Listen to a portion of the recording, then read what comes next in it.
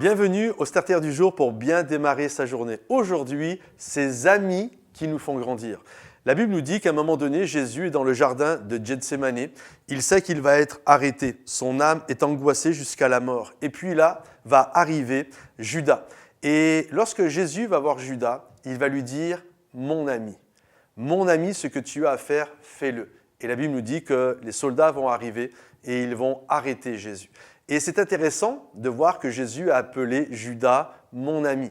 Que personne ne se trompe, Jésus, depuis le début, savait qui était Judas et comment finirait cette histoire. Mais Jésus a accepté cet ami dans son équipe pour, justement, ça allait être un élément déclencheur pour que ce qui devait prendre place arrive.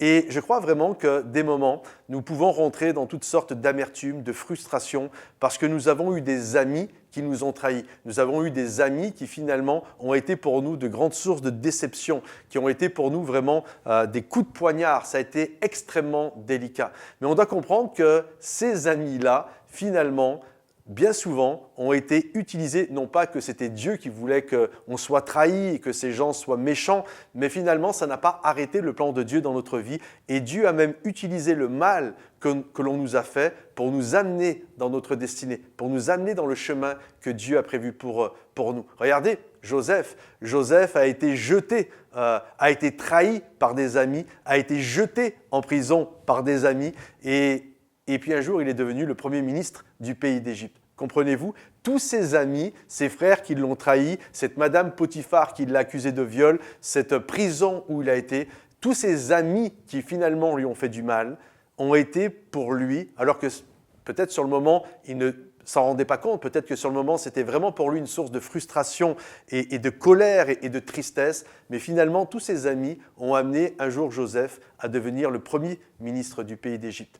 Jésus a été trahi par un ami, mais finalement, ça l'a amené à la croix et ça a amené à Jésus à accomplir ce qui devait être accompli. Donc, quand vous comprenez ce principe, alors votre âme devient beaucoup plus en paix lorsque des amis vous ont trahi, parce que vous savez que Dieu n'est pas arrêté par ça et que Dieu va même utiliser ça pour vous amener dans votre destinée. Alors soyez en paix et faites confiance au plus grand des amis, celui qui ne vous trahira jamais, Jésus, notre ami bien-aimé. Que Dieu vous bénisse et à bientôt. Bye bye.